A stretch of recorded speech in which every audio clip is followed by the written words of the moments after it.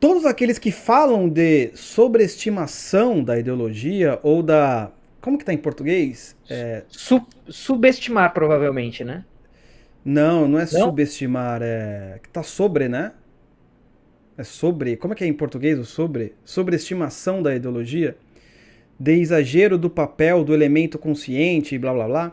Superestimar, no caso, É, então, né? superestimar todos aqueles que falam de superestimar a ideologia, de exagero do papel do elemento consciente, etc., imaginam que um movimento puramente operário é, por si próprio, capaz de elaborar e que elaborará uma ideologia independente desde que os operários arranquem o seu destino das mãos dos dirigentes. Mas isso é um profundo erro. Cara, isso é muito legal porque... Opa, antes da gente continuar aqui, camarada Alozinski dando o seu superchat em prol da revolução. É isso aí, tá aparecendo aí ele aí? Não sei se tá aparecendo. Se não Tá tá. aparecendo. Tá aparecendo aí, ó. Superchat em prol da revolução. Agora a gasolina da revolução vai ter bastante pra gente botar fogo no conservadorismo brasileiro. Mas olha que interessante, porque isso conversa demais com aquela polêmica, principalmente com o positivismo dos militares, né? Não tem que ter ideologia, não é? Não pode ter ideologia. Você tem que ser técnico e não sei o quê, né? Porque só basta ser técnico Sim. e isso é muito interessante, né? Porque ele tá falando, não, peraí, tem que ter. Lembra que a gente até falou que na live passada, que está disponível para os membros do Oliver Club, quem quiser ter acesso, o link está na descrição. Não há movimento revolucionário sem teoria revolucionária. Não é? Então, uma coisa que o professor sempre reclamava também, então você só pode ter ideologia de esquerda. De direita você não pode. Então os militares só querem a ideologia de esquerda. Né? A de direita não pode ter em nenhum aspecto, etc. Né? Isso corrobora também por causa dos intelectuais limpinhos. Não, porque, peraí, a direita não é ideologia. O conservadorismo, não sei o que, meu amigo. Se você vai trabalhar na política, você tem que ter uma ideologia. Né? Mesmo que você crie ali uma ideologia de direita com alguns pontos e princípios básicos. Só que, enfim, tem esse problema principalmente entre os conservadores mais pomposos. Não, porque ideologia, quem tem é só revolucionário sujo. Governo conservador não tem ideologia. Meu amigo, então você vai brigar como? Com os caras? Você vai brigar com... Você vai jogar Roger Scruton, um livro do Roger Scruton da Casa do... Não, você tem que ter uma ideologia dentro do governo para que todos os membros do governo, não é, tenham um pensamento comum baseado na organização. E esse movimento de massa também vai ter o quê? Não, vai ter uma organização comum. Né? É uma coisa mais básica. Você pode simplesmente falar, olha, eu não acredito em ideologia, eu transcendi a ideologia, né? Ok. Mas quando nós estamos falando de guerra ideológica, como que você vai participar numa guerra ideológica sem ideologia? Entendeu? Um mais É, um é igual a dois. é aquela coisa, não tem guerra cultural sem cultura e não tem É, guerra ideológica sem ideologia. E aí é que eu acho que, de fato, você existe dentro do conservadorismo, né, essa tradição muito forte de ojeriza a ideologia. Mas olha só como as ideias vão se costurando, né? É por isso que você tem que ter gente pensando as coisas e não apenas gente imitando. Porque aí você consegue trabalhar com sentidos de ideologia. Né? Porque o conservadorismo ele não é uma ideologia, ou ele não tem uma ideologia, no sentido de ele não tem um projeto de mundo a ser implementado pela política e que vai resultar numa ordem social perfeita. É isso que quer dizer. Agora, no sentido de um conjunto coerente de ideias para se contrapor a outro, é óbvio que o conservadorismo em si mesmo já é isso, assim como tantas outras. E aí, a guerra ideológica vai ser você mostrar que o seu conjunto de ideias está alicerçado em bases melhores, em valores exato. melhores, na verdade, né? Mas aí é uma nuance, né? Que você precisa ter gente pensando para colocar o negócio. Senão vira Exato. essa lacração invertida. Não, e o legal que ele fala, essa parte eu acho mortal também. Imaginam que o movimento puramente operário é, por si só, próprio capaz de elaborar e que elaborará uma ideologia independente. Né? Então, o pessoal... Você imagina, isso é uma discussão entre a esquerda da época. E nego falava assim, não, a gente não precisa desse negócio de ideologia, não. É só o povo na rua. Então a esquerda do ano de 1900 pensava que nem a direita brasileira do ano de 2021. Não, é só colocar. É só colocar 6 milhões e vai acontecer o negócio. Por um elemento espontâneo, assim, o pessoal vai acontecer, vai girar e tal. E Lenin tá brigando contra isso, justamente. Cara, não vai acontecer nada. Não vai acontecer nada. O pessoal vai pra rua, certo? Mas o quê? Você não tem uma educação, conforme ele está propondo aí. Você quer que só vá pra rua, vai lá, lute pelo direito X. Não vai dar certo, meu amigo. Isto é um profundo erro. Não um erro. É um profundo erro, assim, sabe? A diferença entre a santidade e o pecado. Assim, é quase um negócio gigante, assim, de diferença. Então, isso, cara, assim, não tem como você achar que é só deixar aí na rua e vai acontecer. Lenin tá falando isso. E a nossa experiência histórica também já diz sobre isso. Quantas manifestações foram feitas desde 2018? Perdi a conta.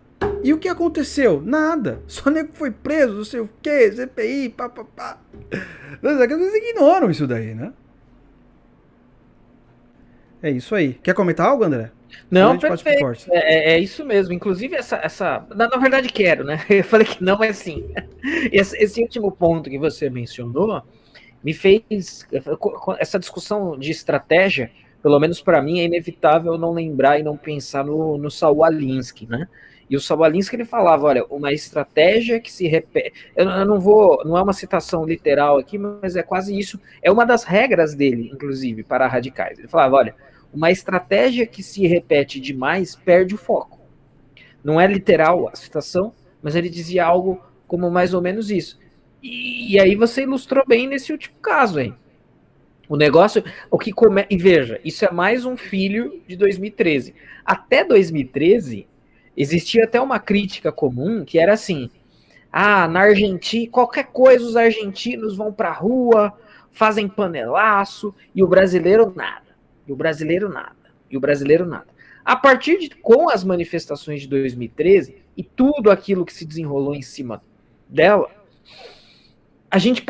a manifestação ela passou a ser muito mais comum e muito mais volumosa, né? As manifestações elas até existiam antes disso. Greve de professor na Paulista, manifestação do PSTU, até tinha, mas isso ninguém liga. Eu tô falando assim, com volume, com relevância, com evidência. É a partir de 2013. Só que assim, virou um negócio repetitivo já.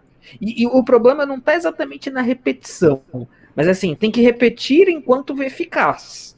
Quando o negócio tá jogando contra, como você falou, né? Os caras vai lá, faz, depois vai preso, tem sigilo bancário quebrado, é perseguido, etc. Pô, então, vamos reorganizar o negócio, né? Mas não, insiste, perde o efeito, é só para dizer que tá fazendo, né? Tô fazendo.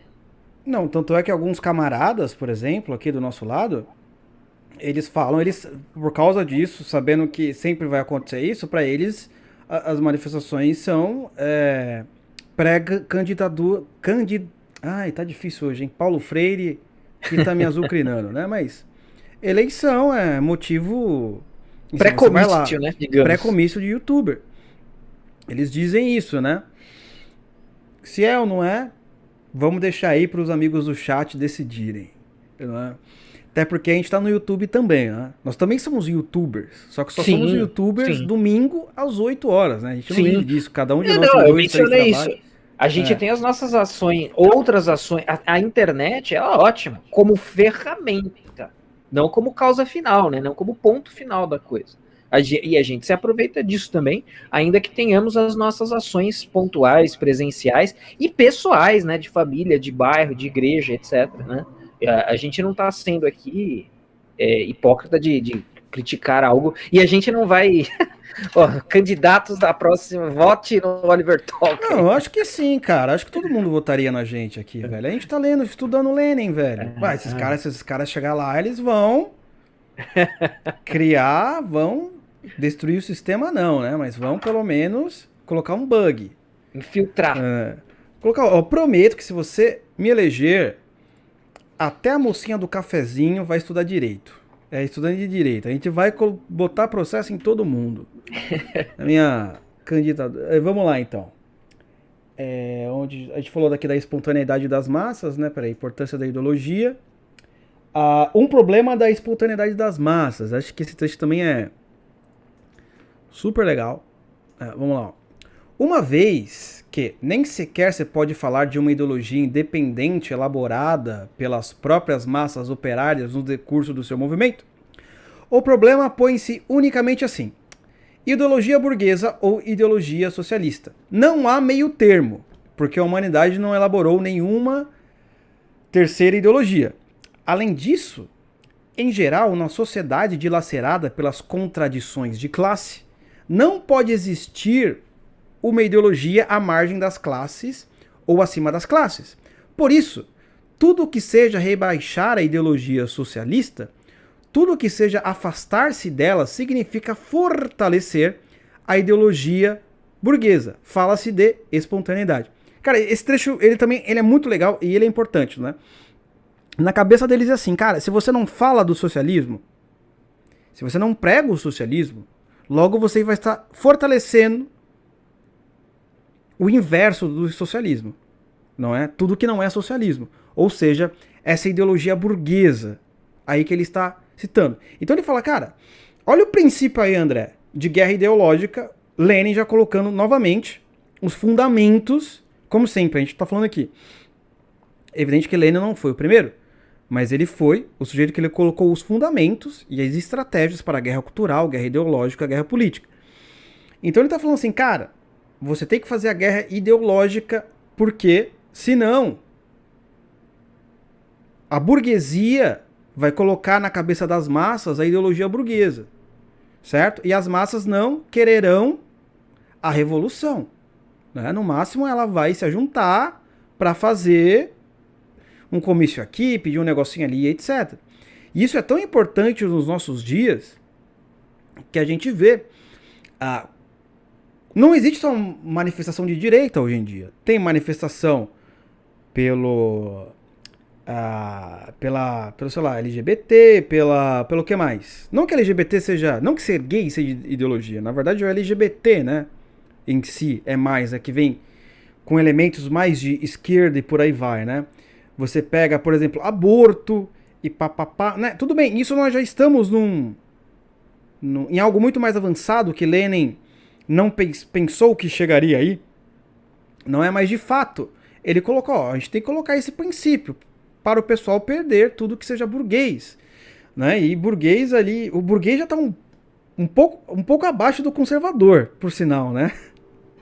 Mas ele também seria uma coisa muito... a gente teria que explicar muitas coisas aí. Mas esse ponto, ele é muito interessante mesmo, porque, cara, você tem que mostrar para as massas o que é de fato a ideologia socialista, não é? Então você tem, por exemplo, o Brasil, ele não é... O pessoal fala assim, não, porque o Brasil ele é conservador. Peraí, vamos lá, isso aqui isso é uma figura de linguagem, isso é uma abstração. O Brasil, ele não é conservador.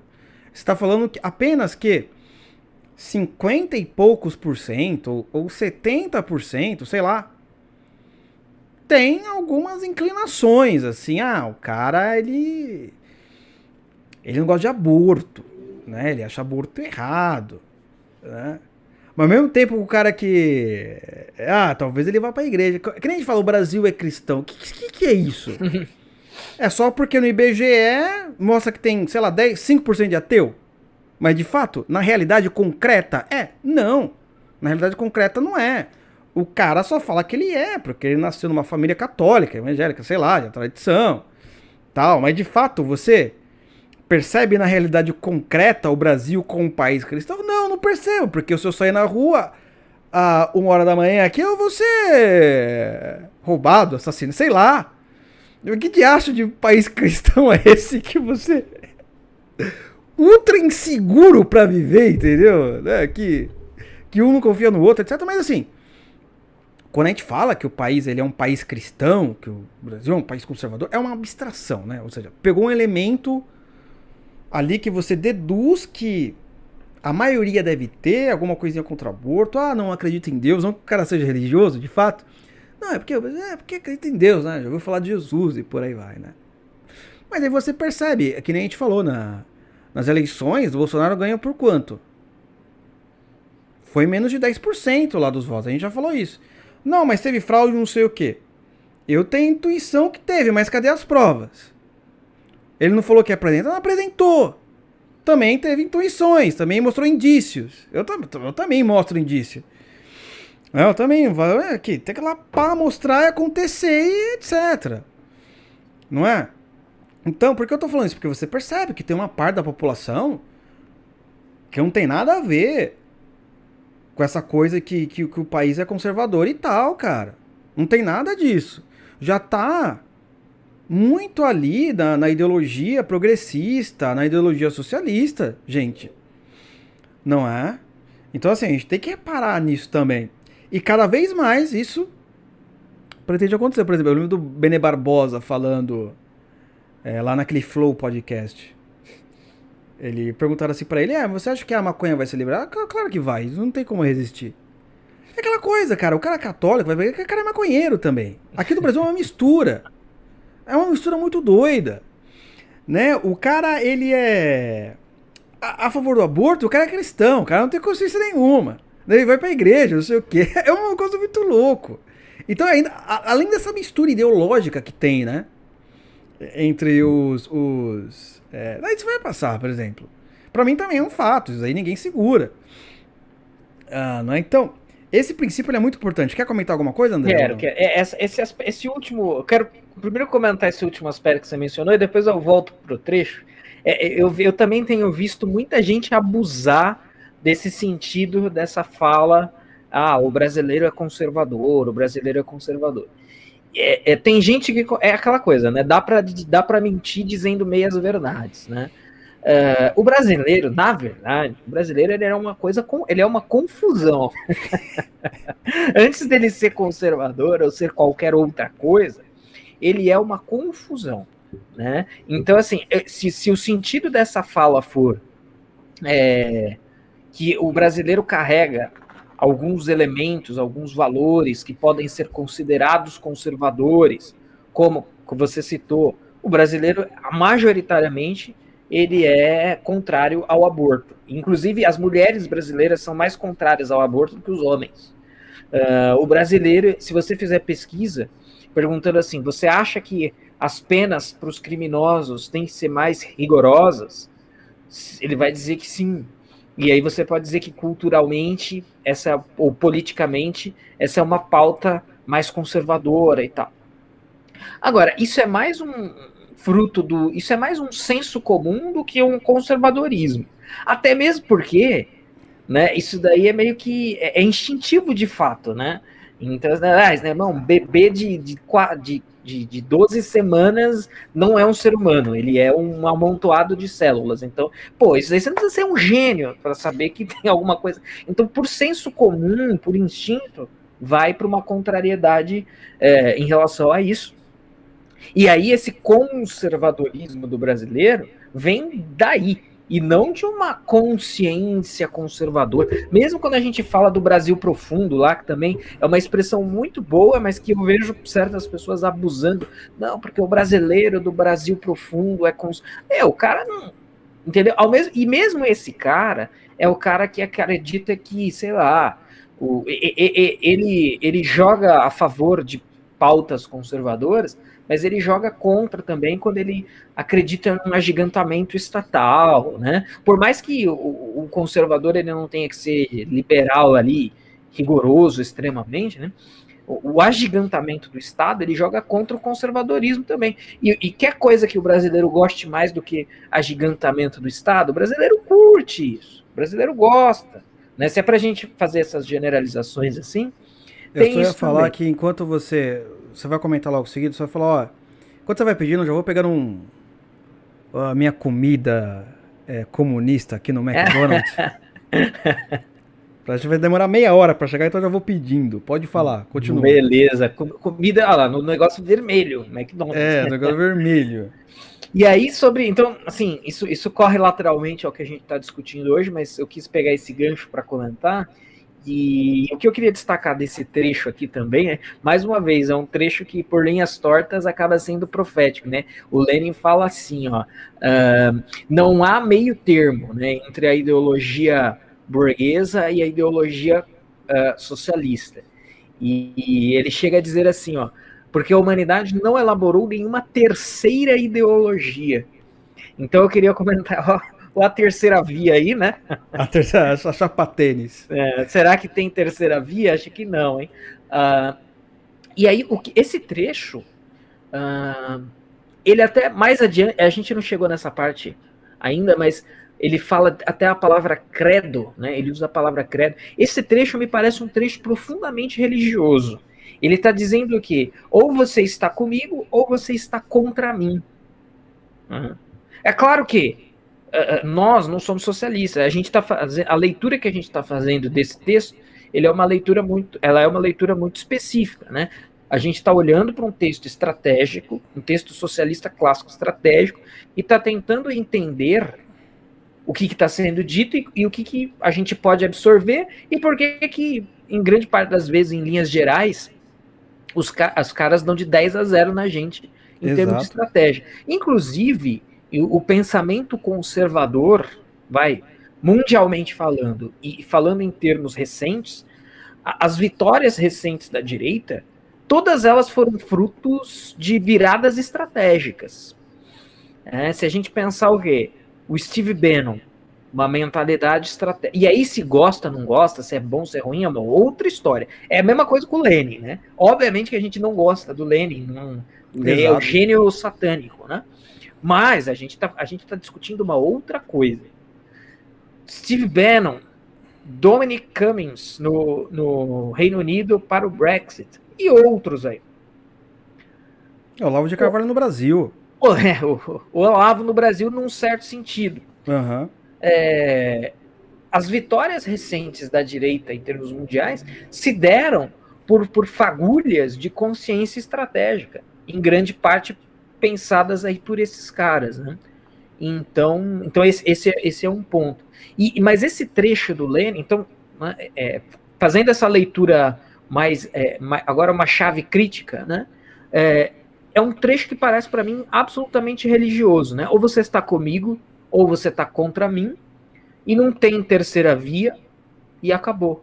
Né? E aí você precisa o quê? Você precisa transmitir essa consciência para os outros, né? Senão você se perde ali no... Não, mas veja bem, mas eu sou sei lá, né? Eu sou anarquista, pensando aqui em terceiras vias possíveis, né? Eu sou anarquista, eu sou anarcocapitalista. Na verdade, não. No fim das contas, é isso. Ou é socialismo ou é burguesia. Isso está errado. Até eu acho que isso está errado. Mas me parece uma exposição assim, tipicamente religiosa no sentido invertido da coisa, é claro, né? Exato. Essa narrativa do bem contra o mal. Então, só tem duas coisas. O bem e o mal. Eu sou o bem e o resto é o mal. Então, ou você está comigo ou você está contra mim. Exato. Esse segundo trecho, ele é muito interessante, mas é engraçado porque essa é a mentalidade, né? Sim. Da galera, né? Sim. Você pega o segundo trecho, mas o desenvolvimento espontâneo do movimento operário marcha precisamente para sua subordinação à ideologia burguesa. Marcha precisamente pelo caminho do programa do credo, porque o movimento operário é trade unionismo, né? É uma referência aos sindicatos da Inglaterra? Depois a gente explica. É Nur Yarkin-Fanten. O trade unionismo explica precisamente a escravização ideológica dos operários pela burguesia. Por isso, a nossa tarefa, a tarefa da social-democracia, consiste em combater a espontaneidade, em fazer com que o movimento operário se desvie desta tendência espontânea de se acolher debaixo da asa da burguesia da burguesia em atraí-lo para debaixo da asa da social-democracia revolucionária. Então, ele acredita que o movimento operário ele já tem o quê? Tendências não socialistas. Sim. Né? Por natureza, o movimento operário, podemos traduzir aqui também, modernizando Lenin, por natureza, o movimento de massa ele tem tendências não socialistas. Tá? E o que a gente tem que fazer para esse movimento não ficar debaixo novamente da asa da burguesia? Porque olha que interessante. Ele está usando o conceito de alienação aí, porque o operário ele não sabe o que ele quer. Sim. No sentido mais amplo, a não ser nesse negócio de curto prazo. E ele recorre ao sujeito que te escraviza. Tá? Nesse caso, a burguesia. Tá? E nós temos que libertar o operário, a massa, desse tipo de pensamento evidente que vai vir com a educação revolucionária. Então, olha que interessante aí, vários princípios que depois vão ser explorados por Saul Alinsky, por Gramsci, entre outros, não é? De que se você deixar se o cara não for educado ideologicamente, ele vai correr atrás da burguesia. Então, por isso que a ideia de educação, por isso que a educação para a esquerda é muito importante. A educação é uma das coisas importantes, fundamentais, um dos baluartes para a estratégia revolucionária. Sem ela, é impossível que qualquer movimento tenha uma eficácia. Não é? Então isso também é muito legal, que entra em tudo que o André está falando, na luta do bem contra o mal. E aí, como ele fala que ou é burguesia ou é socialismo, no entendimento dele, nesse livro, que ele está dialogando muito com a social-democracia, então a social-democracia é burguesia, né, no entendimento dele aí. Né? Não tem virtude fora do socialismo bolchevique, né? Sim. É que o Lenin também, nesse caso, ele também é uma espécie que a social-democracia naquela época estava também estava junto ali. Se eu não me engano, ele queria também transformar a social-democracia, mas depois a gente explica melhor. Senão fica muito grande aqui, tá quase 2 horas de live e a gente não conseguiu terminar de novo. E eu Vai virar curso, isso aí é um curso. Nem acrescentei trecho, né? Não, vai terminar, vamos fazer assim, vai terminar quando o McDonald's chegar em casa. Pronto. A gente define isso daí. Aqui tá marcando 10h30. Vamos ver se é isso mesmo, né? Ó. Mas por que razão, perguntará o leitor, o movimento espontâneo, ou movimento pela linha da menor resistência, conduz precisamente à supremacia da ideologia burguesa? Pela simples razão de que a ideologia burguesa é muito mais antiga pela sua origem do que a ideologia socialista, de que está mais completamente elaborada e possui meios de difusão incomparavelmente mais numerosos. Então, interessante, vamos pensar em ideologia burguesa? Tá? Aquela coisa do pequeno burguês, do capitalismo nascente, da monarquia. Vamos incluir tudo isso daí. Pô, é muito mais antigo mesmo do que o socialismo científico proposto por Marx e Engels. Ele reconhece isso. Né? Então, naturalmente, se o operário, se a massa ela for pra rua naquela época, ela vai querer o rei de volta. Não vai tirar o rei. Tá? Ele tá falando em 1900. Tá bom? E principalmente da Rússia. Na França aconteceu isso. Mas por quê? Porque o que os franceses fizeram para tirar o rei, né? E se a gente aplicar, por exemplo, agora na nossa época, na nossa era, pensa bem. Qual que tem história no Brasil? É a ideologia esquerdista ou o conservadorismo? Pô, é a ideologia esquerdista. Então se a gente aplica esse trecho, olha que interessante. Mas por que razão, perguntará o leitor, o movimento espontâneo, o movimento pela linha da menor resistência, conduz precisamente à supremacia da ideologia esquerdista? Porque nesse caso a ideologia burguesa era mais antiga, né? Agora, na nossa época, a mais antiga é a ideologia esquerdista. Né? Então, você pede pra massa ir pra rua, vai acontecer isso. Ela vai ter tendências que às vezes não são tão conservadoras assim. Não é? Não são, ou pelo menos na linha assim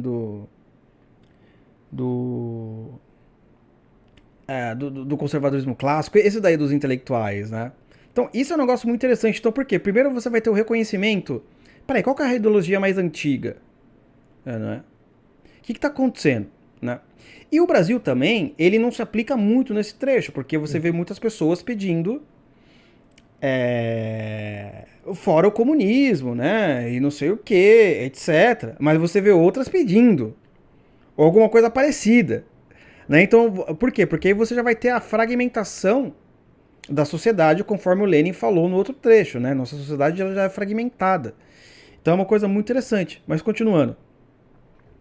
E quanto mais jovem é um movimento socialista num país, tanto mais energética deve ser, por isso mesmo, a luta contra todas as tentativas de consolidar a ideologia não socialista.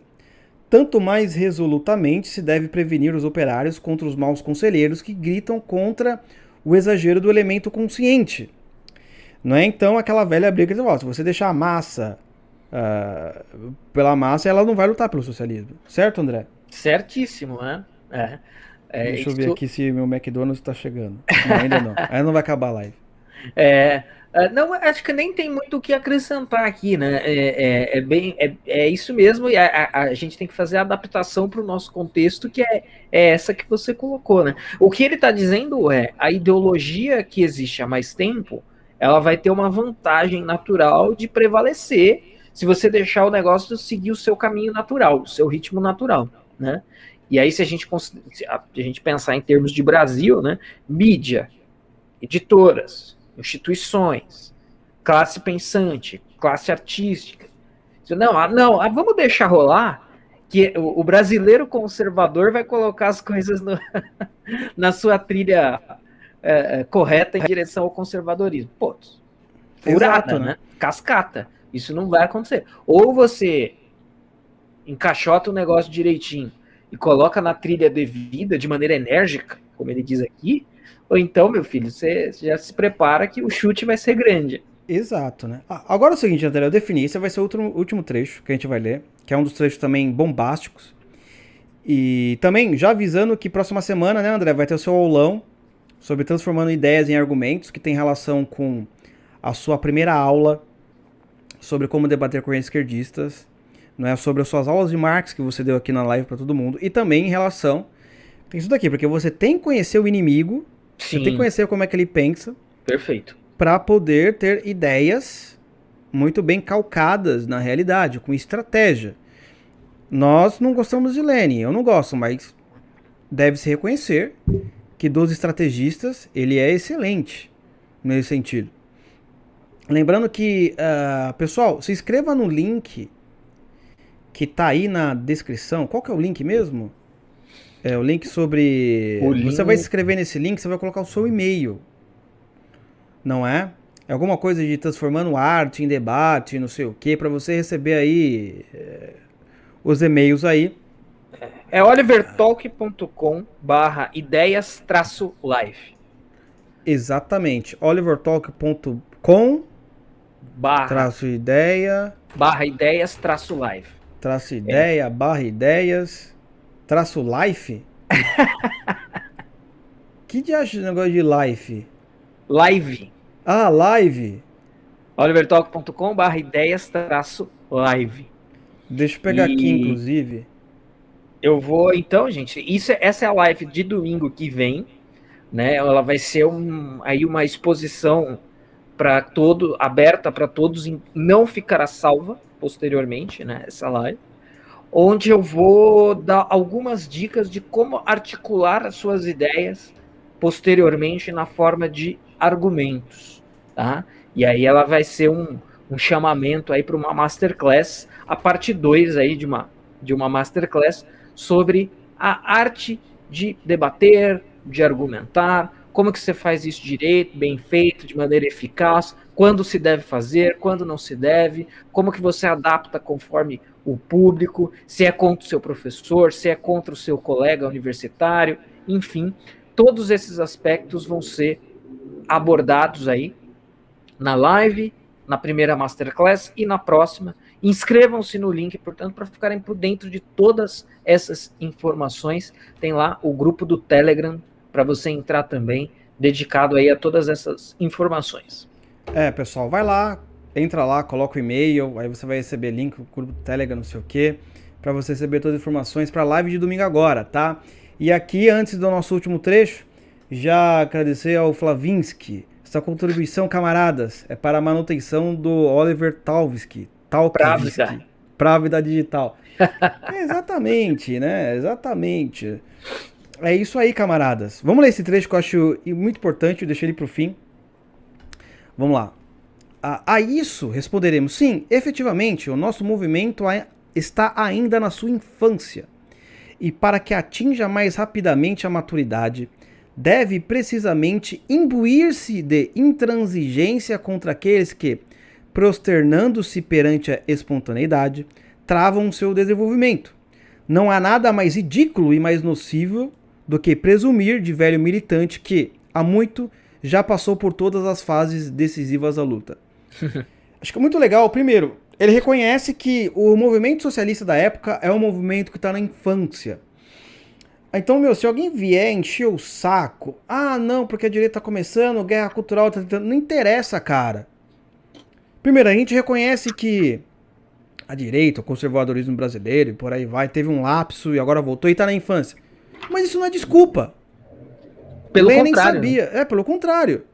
Lenin sabia que também tava na infância o socialismo que ele propusera. Aqui também a gente reconhece que tá na infância. Não é? Mas isso não é desculpa. O que ele tá falando aí? Nosso movimento ainda está na infância, tem que reconhecer, cara.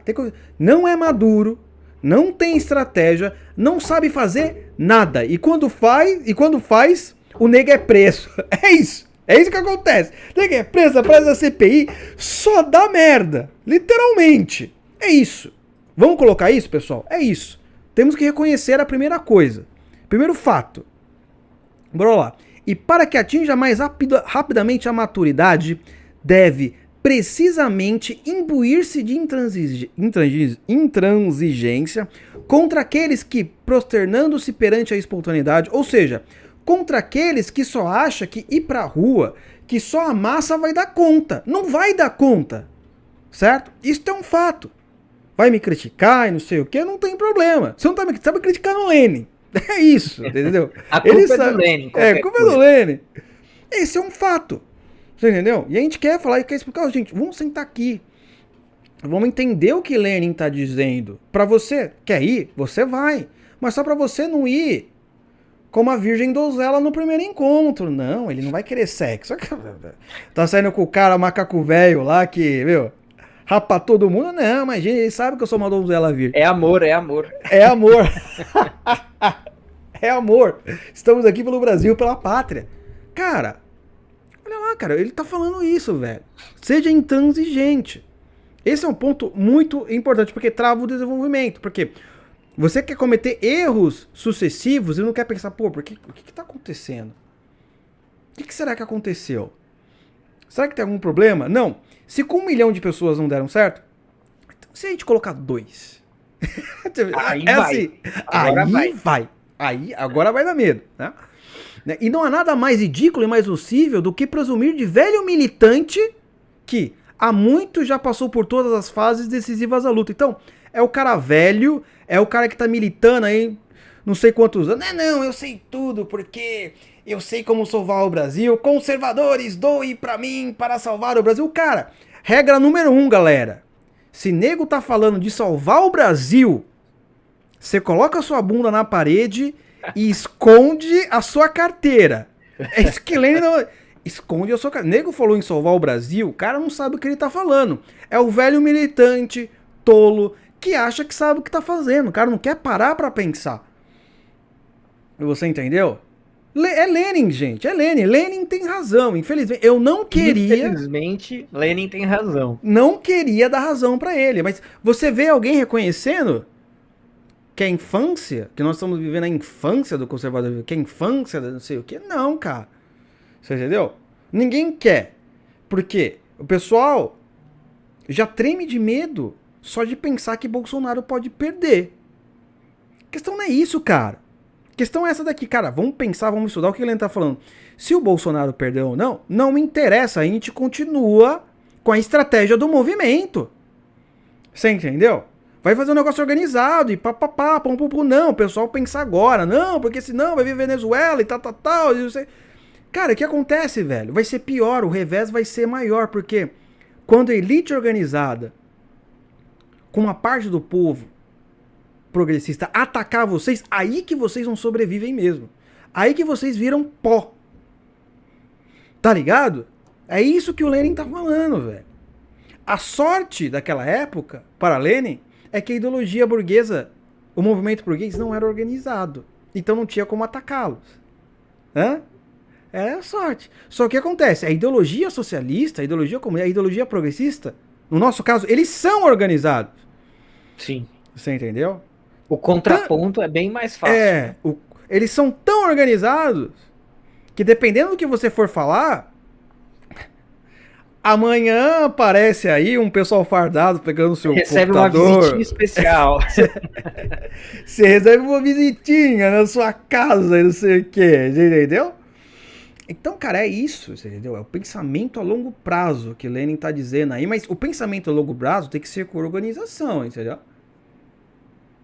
Tá ligado, bicho? Duas Esse coisas que eu acho que emergem desse, que pelo menos passaram pela minha cabeça, muita gente, em 2018, muita gente teve a reação do, opa, agora o que tinha para ser feito já foi feito, né? Muita gente teve essa reação, que é essa frase final do trecho aí do velho militante falando, não, já rolou, o que tinha para rolar já rolou. E me lembrou o uso da palavra infância aí, infantil, me lembrou uma outra frase do Lenin, que talvez a gente possa fazer a nossa releitura também, que o Lenin falava assim, que o esquerdismo é a doença infantil do comunismo. Aliás, isso é o título de um outro livro do Lenin, né? O esquerdismo é a doença infantil do comunismo. E aí me parece, né, então, que essa postura que nós estamos criticando aqui é a doença infantil do conservadorismo, né? Sei lá. É uma posição realmente infantil, né? Criança é assim, né? Num certo sentido. A criança vai lá, se você der um pacote de pirulito para a criança vai comer tudo de uma vez, não vai pensar, putz, eu vou ter cárie daqui a 2 anos, eu vou ter dor de barriga amanhã. A criança não vai e faz tudo.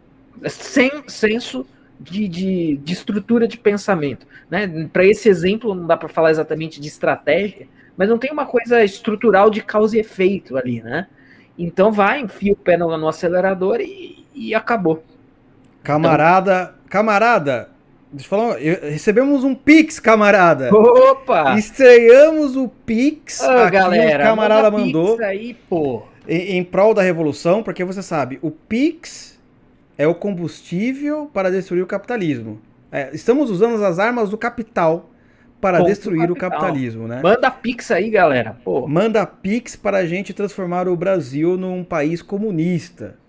Né? Então já pega o Ivan Kleber chegou. Grande Ivan. O grande camarada Ivaninski. Não, Ivan Illich. Ivan Illich Kleber.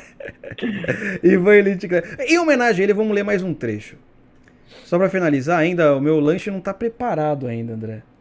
Tô olhando aqui, os caras estão falando que é só 10h30 que vai chegar. Ó, o cara não saiu ainda. Dá mais um trecho. Que eu lembro que depois dessa parte o negócio melhora. É o capitalismo. O último trecho. Agora é o último do último, vai.